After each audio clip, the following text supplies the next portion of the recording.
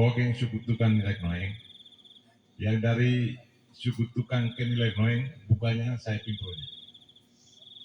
Kemudian pernah kerja Lapen, Pak Ola Kirans yang kerja, saya pimpronya. Jadi terkait dengan jalan ini saya sangat familiar dengan kondisi ini. Kemudian untuk penanganan selanjutnya, strategi perencanaan itu mungkin kita kaji ulang lagi. Harus ada sinergi antar dinas. Jadi kalau misalnya Dinas Pariwisata merencanakan pengembangan wisata Pantai Rako, maka Dinas PU harus berpikir tentang jalan yang menuju ke sana. Jangan sampai Dinas Pariwisata merencanakan di Pantai Rako, Dinas PU merencanakan jalan di Tanjung Bunga. Nah ini ya susah. Jadi harus sinergi. Kemudian terkait dengan jalan-jalan yang kita tidak bisa tangani dengan APBD, masih ada ruang dengan dana DAK. Tetapi kita juga harus punya strategi. Karena persyaratan dana DAK itu, kalau dulu DAK reguler itu jalan kabupaten. Tapi DAK untuk angkutan perdesaan, itu persyaratannya harus non-status. Nah, ini kita harus punya strategi. Kalau jalan-jalan kita sudah di SK-kan sebagai jalan kabupaten, kemudian peluang kita mendapat dana pusat tidak bisa hanya karena status, kita tinjau kembali. Kita keluarkan dari statusnya sebagai jalan kabupaten, kita buatkan non-status, baru kita usulkan ke sana. Kalau kita tetap pakai jalan kabupaten, kita tetap tidak dapat dana.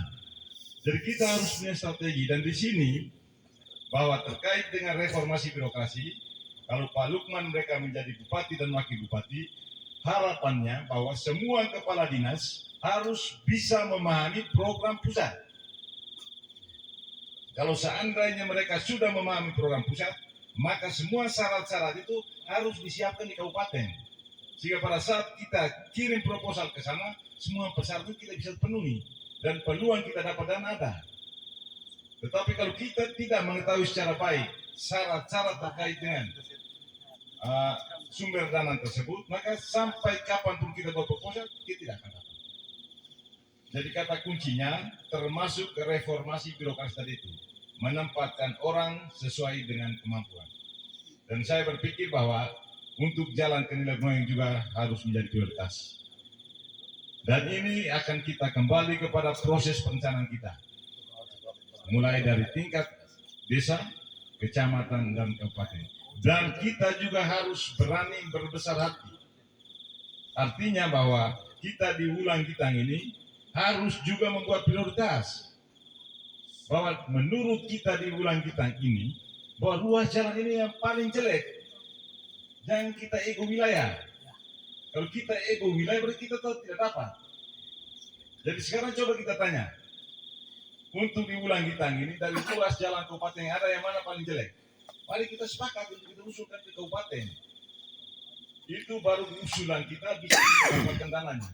Tetapi kalau masing-masing kita bertahan dengan ego wilayahnya, bahwa saya punya harus jadi prioritas, saya punya harus jadi prioritas, maka kita tidak bisa dapat.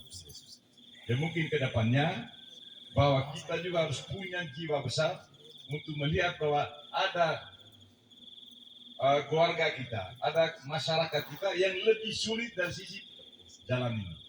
Dan saya berpikir bahwa salah satu ruas jalan yang paling susah itu dari suku tukang ke nilai noeng itu. Mudah-mudahan ke depan menjadi perhatian kita semua. Terima kasih.